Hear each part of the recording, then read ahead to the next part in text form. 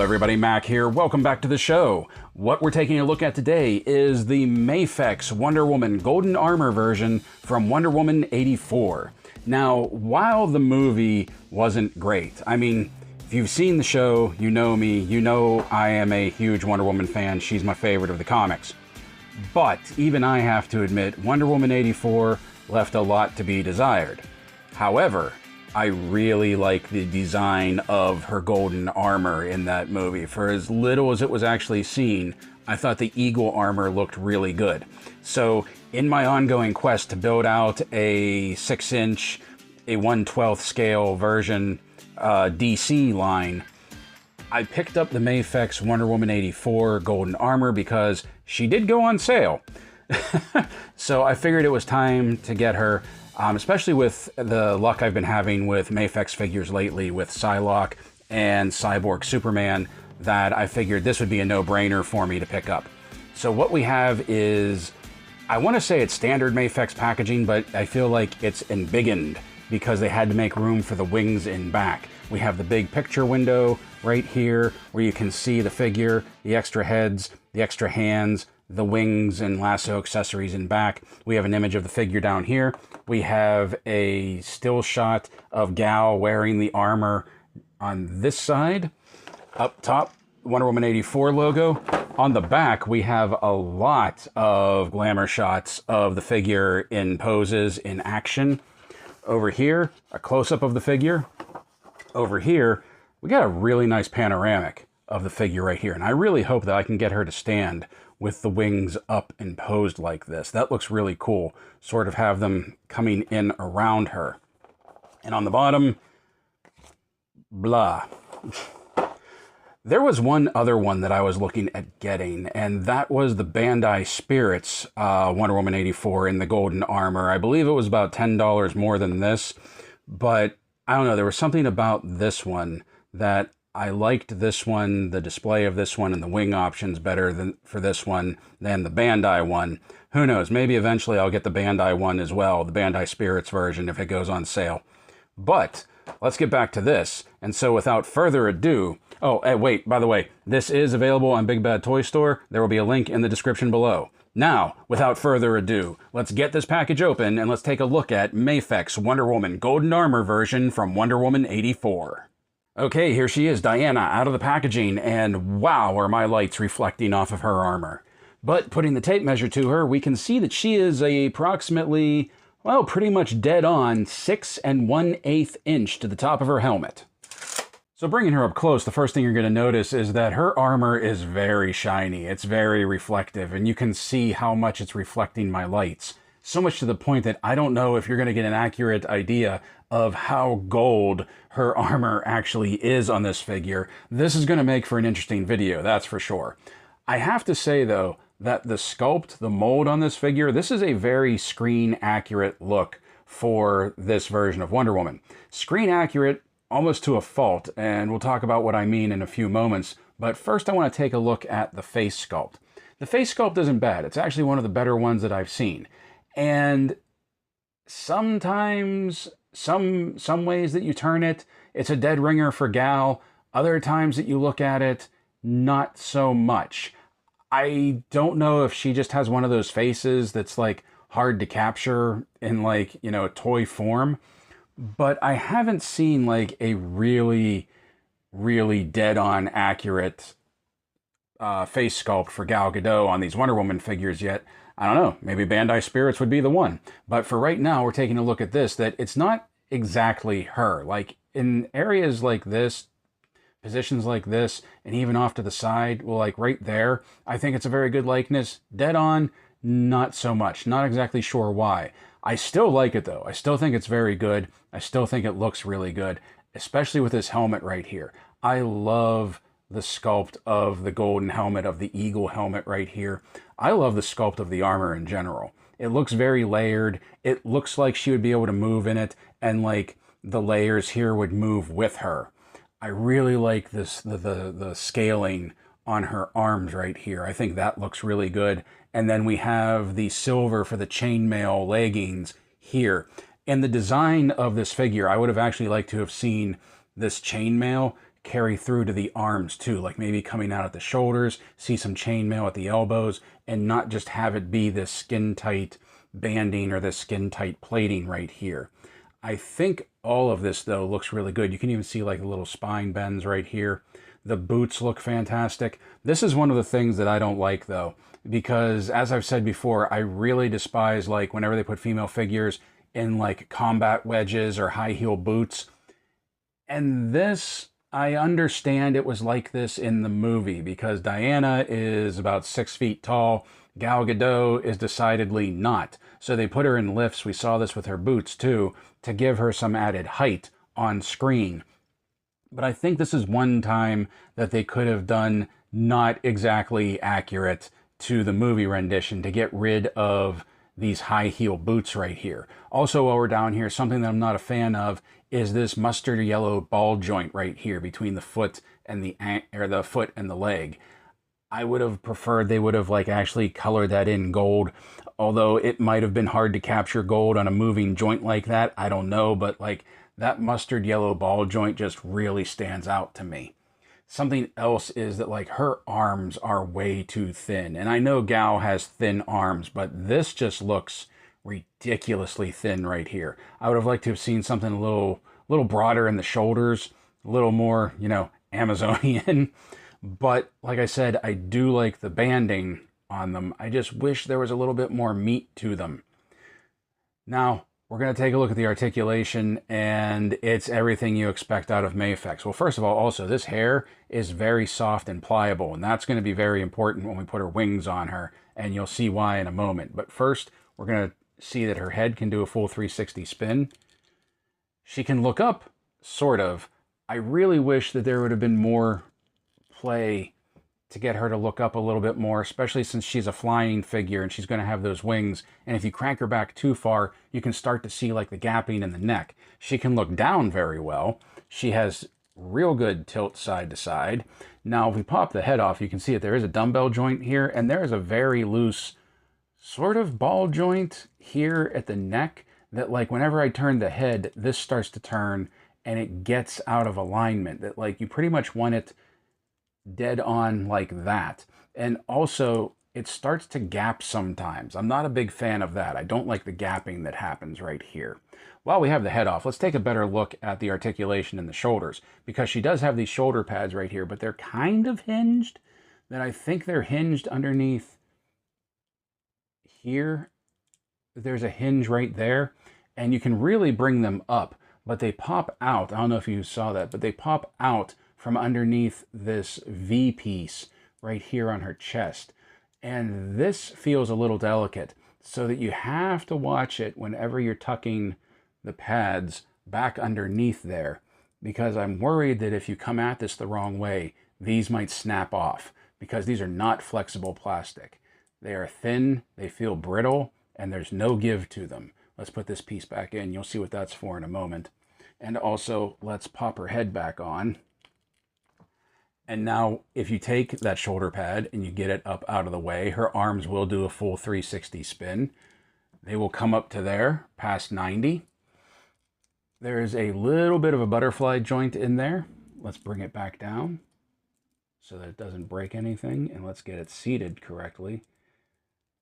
I like that they put that in there. It's just a little funky getting it to work. Bicep swivel. Double jointed elbows that only go to there. On the bottom part of the elbow, there's not a whole lot of travel in it. It's also very gummy here at the elbow. Okay, we have the silver of the bracers I think is really good. And of course we have the swivel hinge swivel that they will spin and they will go up and down. And then you can do this and you can do that and they'll go in and out. Great range of movement here in the torso. That at this ab cut, she can do a full 360. She can crank back. She can go forward. And she has some side-to-side rocker going on here. She also has this ball joint at the waist, whoops, that you can see pops out, so she can't do a full spin. But it does help her to crank back. She can go forward a little bit more, but she really gets some side-to-side rock going on at that point. Now we bring her legs up. We bring her legs up straight, they come to there. But if we turn We can get them to there at 90. They will go back very well, but then you'll start to see the cut of the joint right there. No thigh cut, but they do have that hidden joint right here in the crotch that works. Typically, this works better than other companies, but on this one, I don't know if it's because of the cut, the molding of the legs. It doesn't really work as well as it did on, say, Psylocke or Cyborg Superman. Double jointed knees with some decent amount of travel. The ankles will rock back. The ankles will rock forward. There is side-to-side rocker. You saw that it has this ball joint right here, so you can get some really good rock going on. Very much like the wrists. And then, of course, we have toe articulation. And in case you missed it before, she does have a decent amount of tread pattern on the bottom of her boots right here. Now, out of the packaging, Diana comes with a pair of clenched fists. She has a pair of slanted gripping hands. She has a pair of straight gripping hands. And she has a pair of open hands. So in addition to multiple hands, she also comes with 2 other head sculpts, unhelmeted head sculpts. And truthfully, when you first look at them, there doesn't seem to be any difference at all. The hair seems to lay the same. The hair seems to be positioned the same. The facial expressions are the same. The thing that is the most different is when you turn this to the side, you can see, let me get my fingers out of the way here. You can see that this one's hair swoops back further than this one. This one is made to be put on when she's wearing the wings, which we'll look at in a moment. This one is made to be put on when she's basically like this right now. So that if we pop the head off and we put this unhelmeted head on, you can see that the hair lays closer to the figure, to her armor. Looks really cool too. But other than that, other than the way that the hair lays, there's really not a big difference, because even if we pop this one off and we put the other one on, then you can see how there's much more curve to the hair, so that whenever she has the wings on, this one will sort of like flow out over the point of connection for the wings. Now, the problem with that is if we put the helmeted head back on, the dumbbell came out. The dumbbell got stuck inside the head. Luckily, it pops out easily. So let's push that back in. There we go. Okay, so you can see that when the hair flows from underneath the helmeted head, it doesn't really arch. Where's it at? As much as this one does, which is kind of unfortunate because it kind of makes it difficult for putting this head on when we put the wings on. And we'll see the wings in a moment. We have a few more accessories to get through.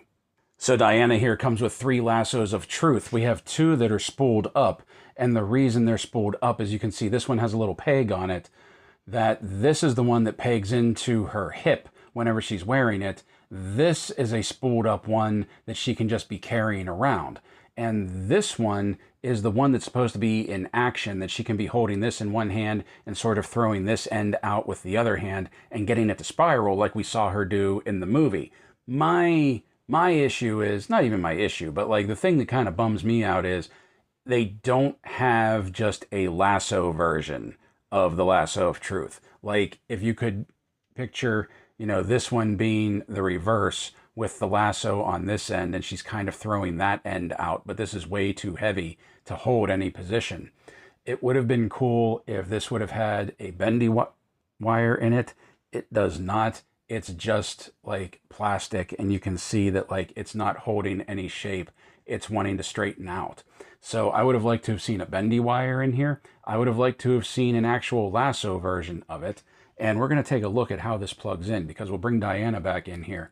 And you can see there's this knob right here on her hip that actually just pops out. That is a small peg that pops out.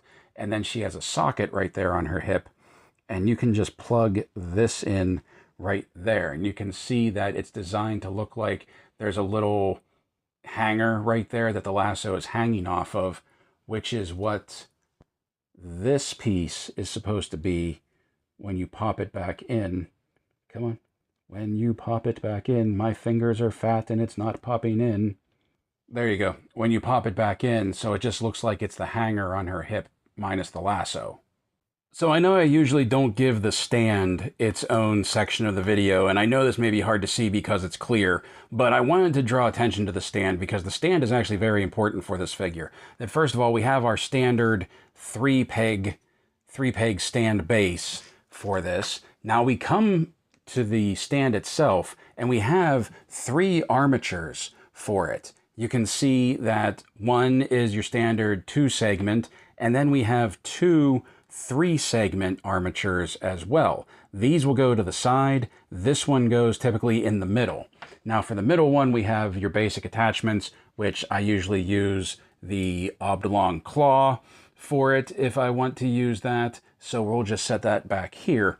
But for these two, we have these small pieces, these clips right here. And these aren't rubber, but they are softer plastic.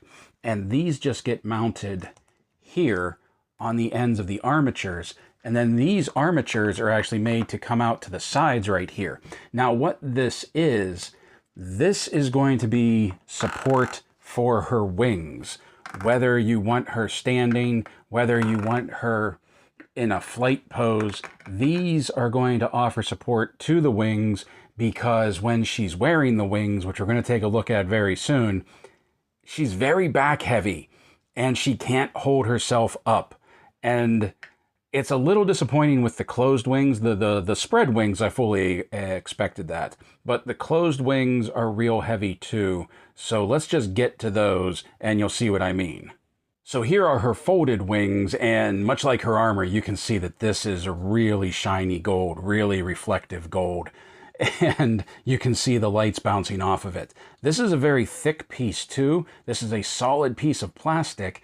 This is rather weighty too. There's some weight to it because they use the same plastic that they would use for like the figure or for the spread wings, and it doesn't balance very well. And you can even see that the way that it pegs into her back, they kind of come down on an angle a bit, and you'll see what the impact of that is. But first, let's show you how they plug into her back. We have to pop Diana's head off, and there is this piece on back that this just pops right out, and you can see there's a socket here. And then this, you can see, lines up with the socket, and it pushes in. Now, a few things about this. At this point of contact, because of how heavy the wings are, it doesn't really seat in there tight, and it doesn't sit in there very well.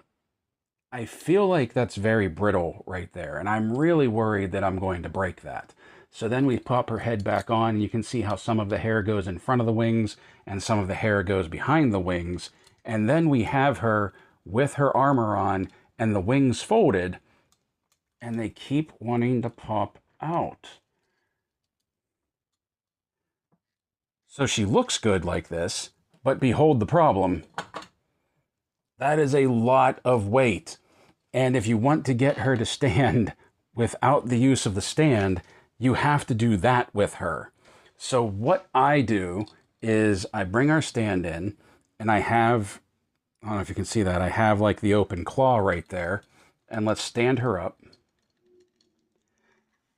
And then I just bring that down. And keep in mind, I don't have the screws tight, so it may not work perfectly right now, but you'll get the idea that I use the claw to bear the weight of her wings so that she can at least stand and not fall back while she's wearing them and not have to do a ridiculous forward lean with them on either. So that is what I have to do. You could probably also use this to come up, you know, and like just cradle into her crotch, but even that, using that will hold the figure up, but it doesn't stop, let me show you, it doesn't stop the waist from wanting to fall back, because it will pull the waist back even if you try to stand her up. See what I mean? See how like they're straight and it's already pulling it back, that it's just going to not look right. So I use the claw to take the weight off of the wings, not the figure. Okay, so now then we have our open wings right here, and there's obviously more to this than there was with the closed wings. So once again, we're going to start with the figure. We pop the head off, and we take out that back piece, and then we have this base piece that fits in like so. And because you can push in directly on this, I feel like it's a more secure anchor point than the, you can see how heavy that is. It's already dragging her back. It's a more secure anchor point than the closed wings, the folded wings. And then we have these pieces right here, which first of all, just look at how sharp and metallic these wings are. And yes, I know they're metal wings, but like, this is like Archangel throwing quills, throwing metal feathers type sculpting right here. This looks fantastic. As a matter of fact, I kind of want to get, if they come out with an Archangel figure, I kind of want to get that now and compare it to this. But these will pop in here. Now they just seat in here. They don't snap in. So once you put them in, you can actually take them back out. If you do it too much, they'll probably start to loosen. But if you want to keep them in the box, you will be able to do that. Take them back apart. And you can see that when you slap them together, they fit seamlessly. They look great. Like, you can't tell with the design of them. You can't tell where the seam line is on these. And then we take the other one and we pin it in, we peg it in like so. And then we take the head and we put the head back on her. And you can see that is a hefty wingspan. As a matter of fact, before we stand her up, let's lay her down. And where did my tape measure go? And let's measure up what exactly her wingspan is at this point, because I haven't done that yet. So from tip to tip, we have 19 inches of wing from side to side. Now, if you thought she was back heavy with the folded wings on, you can imagine, see that? Even the ankles drop her back. You can imagine how heavy she is with these open wings on, but man, doesn't she look awesome. Like, give her a spear and a shield, and that's the Kingdom Come shot right there. So that is why we have this, and we have these pegs right here. Hold on, let me bring this up a little bit more so you can see what we're about to do. Move this back. I know with it being clear, it may not stand out the best, but these pegs right here, you can set the wings in them. Whoop. This is the tricky part, is getting her to stay upright in a flight pose. And you kind of have to twist these armatures back a little.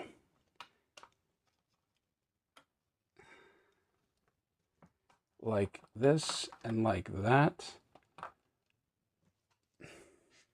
Now I don't have them screwed in, so they may not hold the best right now, but I did do this before.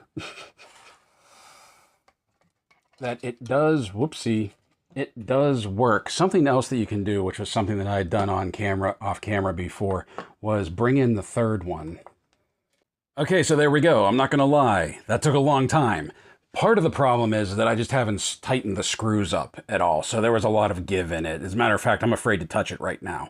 I did push the wing arms back, and I have the claw holding her at the waist, so you do, at least I do anyway, have to use all three armatures to get her into a flight pose like this. Now, there is a way that you can bring these down completely so you can have her standing with a full spread, with a full wingspan, and you don't have to use the third claw.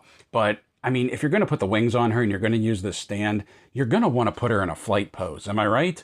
So this is what we have. This, I think, is a really good use of the stand. Once again, I was making it harder on myself than it needs to be. That if you pre-pose the stand and you tighten the screws down, it's not going to be collapsing as you try to set her in there the way it was for me.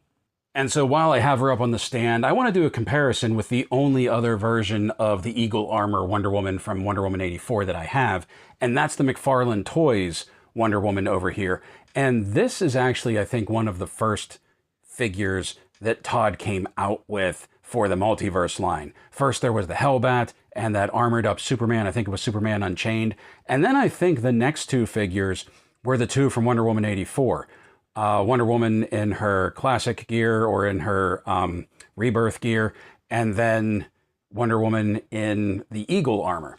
So there is a lot of similarities in here, and we're not going to talk about size because one is a 6-inch figure, one is a 7-inch figure. So size of the figure doesn't really matter much to me. But as far as articulation goes, of course the MAFEX is going to have it over the McFarlane figure. But as far as the design of the armor goes, there are a lot of similarities in the plate of the armor and the way that it lays. It's actually pretty impressive how similar the two are. Coloring is also a big factor as well. That I thought this was a really nice gold color over here, but it's more of like a goldenrod, actually sort of like C-3PO when compared to this one, where this is a much brighter, much more truer gold color. I also like the silvering for the chainmail here, whereas over here, the McFarlane figure is just all in this gold. The bracers that she wears are about the same. I think this has... No, this doesn't have any of the brown straps on it. She has like the brown wraps around her hands, whereas these ones are gold and these have straps on the bracers.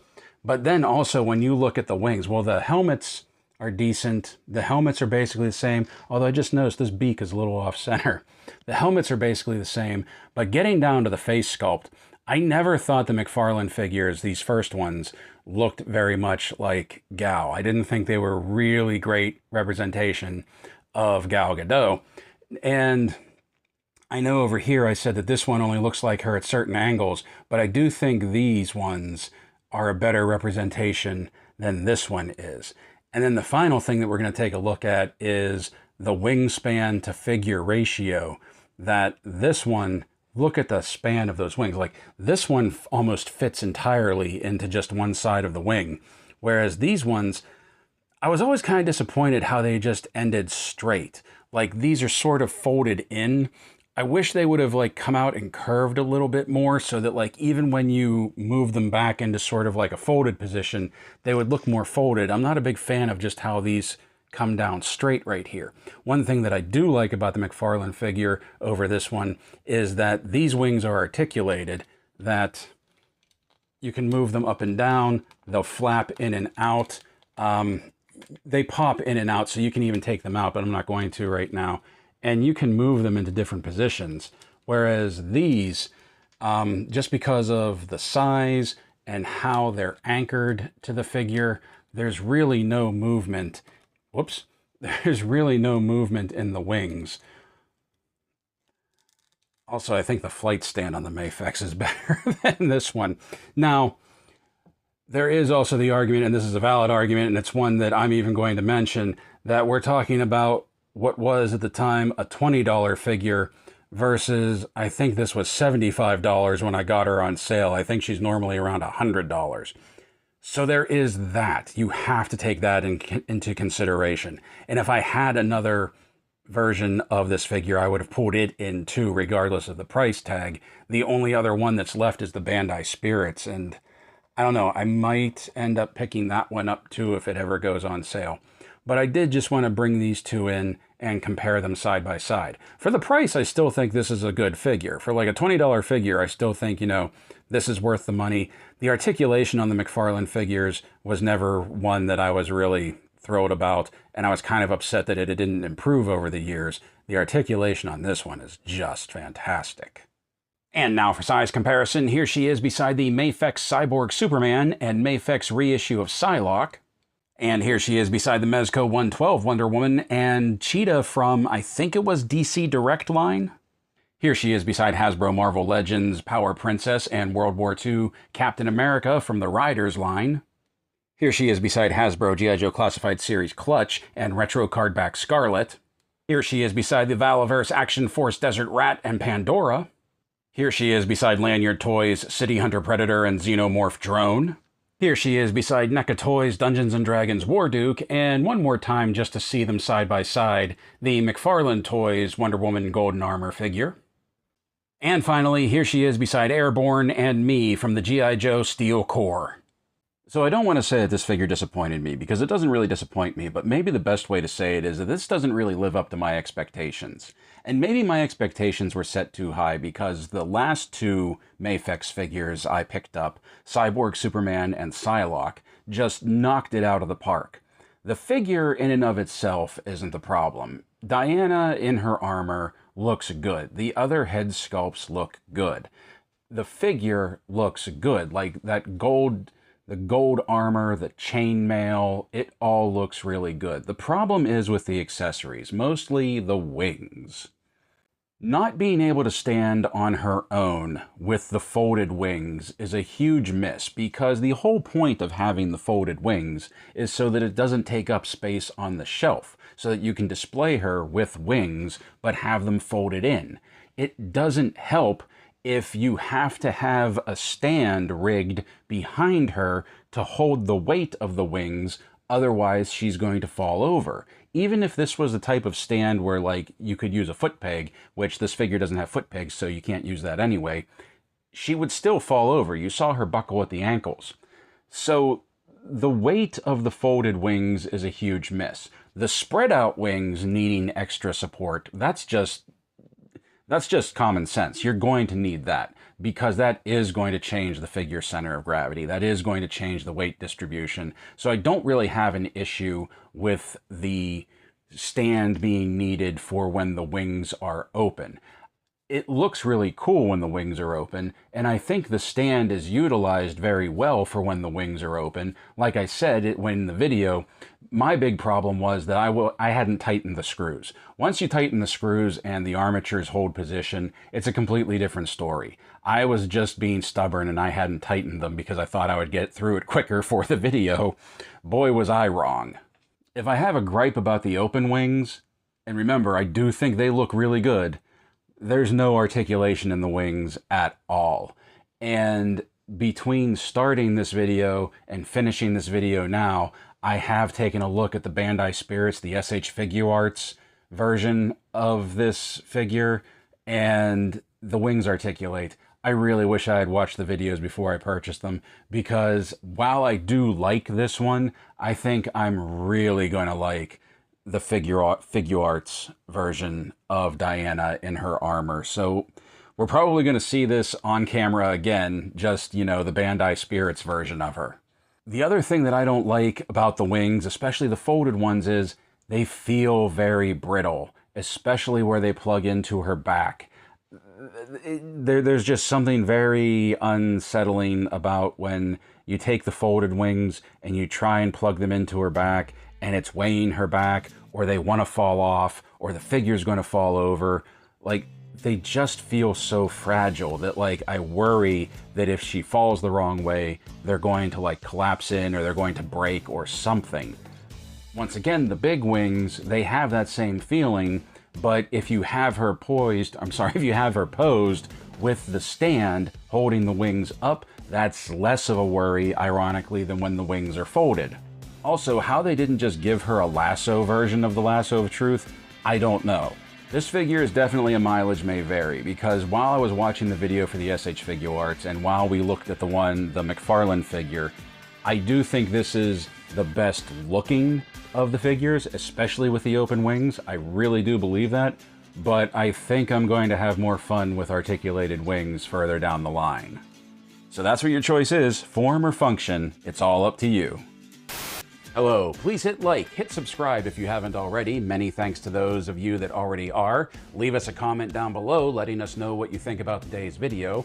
If you like what we do here and you want to help the channel grow and it's within your means, please consider becoming a channel member either through YouTube or Copy Page subscriptions. Members get access to exclusive perks, including the monthly members only video. This month it is the Hasbro Pulse exclusive Hiss Techno Viper and HMS system. So until next time, my friends, play well, stay safe, stay healthy, and as always, thank you for watching.